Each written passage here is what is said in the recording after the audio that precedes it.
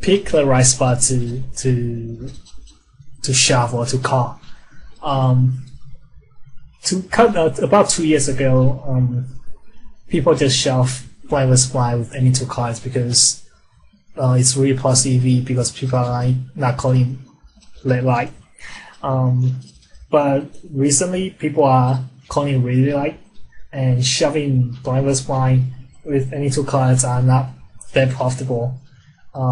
First, we want to look into the EV equation. So, what are the factors in EV equations? First, the stack size, effective stack. Second, our hand equity against other opponent's hand equity. And third, folding equity, like how much fold equity we have, and also like how much pot pre-flop we have. So those are the 4 factors. A lot of times when people are playing 30 tables, 40 tables, they will just look whatever the stack they have, say like 10 big blinds, and they look at their cards, they look at their positions, and they just shove according to the cards, but they didn't look into a lot of other factors, such as first, how people are calling you. Like if they are calling 30%, how is it different 30% from the different composition of 30%? For example, let's pull out Pokerstars. So if we know like we are shoving into a 30% color blind versus blind, this is the range Pokerstars give 30%. But in reality, not people are calling this type of 30%. They are probably calling something like this. Take out check 9 suited. Like this is. I'll take out 3s also. Yeah, this is also 30%, so it's kind of different from pre-select 30%. So we want to know like our hand equity against different type of calling range. And second, we want to know that how much, like the most important thing is how much fold equity we have. So if we are a smaller stack and we are shoving into a huge stack, he's more willing to gamble, so our fold equity decreases. And same thing, if we're shoving to a smaller stack, our fold equity also decreases a lot, so our EV will change. Second is EV sensitivity. Okay,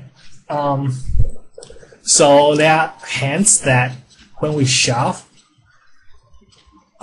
we have to put in marginal errors pre-select range. For example, like if we think the guy is calling 30%, we want to give him like plus or minus 10% if he adjusts or if he didn't adjust. So if we assume he's calling 30%, in reality he might be calling 20 to 40%.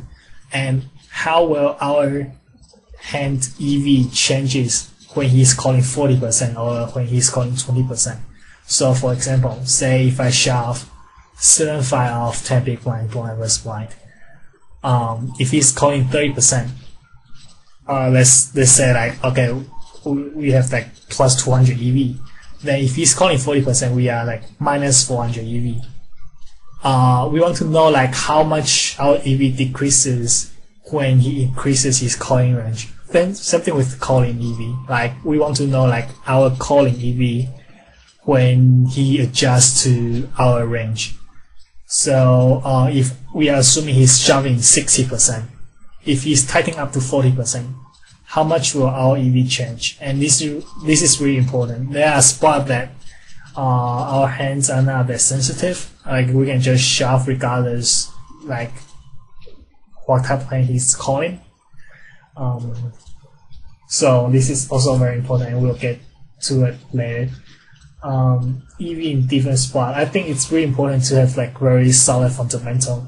Like for example, like if we have F5 off, 10 big blinds, blind versus blind, there's 30% calling range. First we want to know like what's the composition of the 30% coin range. Let's assume just this like normal 30%, like we just described in Pokerstars like this. How does this EV compare to King 6 suited shove on cutoff with 10 big blinds with all 15% coin range behind us? Or how about this? Calling 10 big blinds with King off versus 50% shoving range. Like we want to have a very solid knowledge about like EV in different situations like this, and if we don't know like EV comparison of this kind of situation, and we just shove like blindly, then a lot of time we don't shove or call in the ideal spot. A lot of time we are shoving in plus EV spot, but those plus EV spots are not the best spot. People are thinking like, as long as it's plus EV, it's a good shove. But the thing is, there are different scenarios in plus EV, and we will get into it in later slides. Okay. Second point is spot to pass, so I can pick better spot. So the main thing is, if we lose, we don't get to see the future hands. So for example, like blindless blind. If I fold a blindless blind in small blind, we have 9 hands to pick up a hand and to double up from there, or we can call a shove when we hit by the blind. So if we just shove and get called, even though it's plus EV, we don't get to see the future situations. But like what kind of spot we should be passing, it's really hard to describe because it's really depends on the reads on the tables, and we can get more into details. But the thing is, it's important to know that if the spot is too thin or too marginal or it's too high variance, we can always pass and wait for better spot. And this is especially important in MTTs and girls because people shove a lot. People shove very aggressive. There are a tons of spots we can just call and be more plus EV than shove to a very loose player who's calling really wide blind versus blind. And yeah, the third one is marginal errors of pre-select range. So this is really important because even though people use HUD a lot when they play, HUD doesn't show what kind of range people are really calling with or people are really shoving with. So for example, my steal percentage might be 30%, but against when I notice like big blind and small blinds are really tight, I am opening up to like 70%. And if I know they are really aggressive, then we shuffle a lot, I'm just gonna steal like 15%. So my range adjusts a lot to people's range. So we want to include those kind of marginal errors to when we shove. So when we see a big blind is calling like 30% blind versus blind shove, doesn't mean he's only calling 30%. Because if he knows you are shoving 100%, he might be widening up to like 40%, even 50%, something like that. So we want to know that if people's range are different from what we assume, how is the EV gonna be changing? New and improved, and and you guys will get tired of me saying this, but the magic word of this whole series is going to be exploitable. I'm going to be like a broken record here talking about exploitable, unexploitable, but essentially what we're going to be doing is developing some strategies so that we're actually changing from unexploitable to being extremely exploitable. And what I mean by that is we are going to be looking to exploit our opponents. In turn, that opens ourselves up to being quite exploitable as well. But as you will see, I'm not concerned about that at all, because you want to know what? 99.9% of the players that you're going to be playing against have no idea how to truly exploit you anyway. So don't even worry about that. We'll get into that in more in depth later today, and then more and in future videos as well. But essentially what we're going to be doing as far as exploiting is really exploiting the other regs.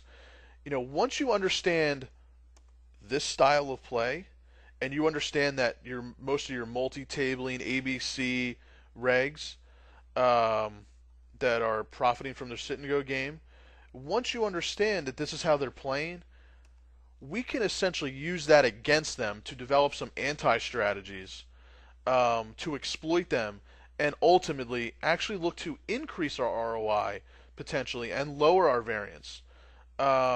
So we really don't need to be afraid of, if you're playing an 18-man game and you look at the lobby and you've got 10 or 12 regs in those games. I'll mention 18-mans a lot. That's a lot of what my references has been with 18-mans. And I coach a lot of them. I stake a lot of them. And I certainly understand that at the $15 level, $30 level, for whatever reason, regs have just flocked to the 18-man games. But I don't think that's also a reason to just leave them as well. I think naturally they'll start leaving once they realize, there's a bunch of good players in the game, so there's no money to be made anymore. That's what you'll hear. I wholeheartedly disagree. The whole point is you can't just go in there bullheaded and say, well, I'm going to play my same strategy and everybody else is going to play their same strategy. I'm going to hope that my all-in shoves work better than theirs. It's just not going to work. So we need to evolve our own game and adapt, just like anything in the world. You want to look to evolve and stay ahead of the curve, before the games pass you as well. So just as some concepts, we'll talk about, I say RC and RF. We're going to be, instead of just playing a push-fold game, we'll do some more raise calling, raise folding. I'll talk about a concept of buying your position at the table. You might be in middle position, but we might be able to buy the button. I'll talk about that probably I think it's in video 2. So a lot of what this course is going to be, we're going to be talking about the regs and how to exploit the regs. Obviously, there's always fish in your games, and not everybody's playing a $15 and $30 game. You might be playing in the $1 games, the $3.50 games, where you're going to be having some more random recreational players at the table. Well, we can exploit them as well. It'll be in different ways than we exploit regs, but we're going to look to maximize our value against them as well. They're always going to spew off their chips, all in at the 15-30 level with, ace-9. But there's also sometimes we can look to build some pots against them, isolate them in position. Just as an example, I see so many times people will fold their hand on, in the cutoff because, the blinds are loose. Well, you know what?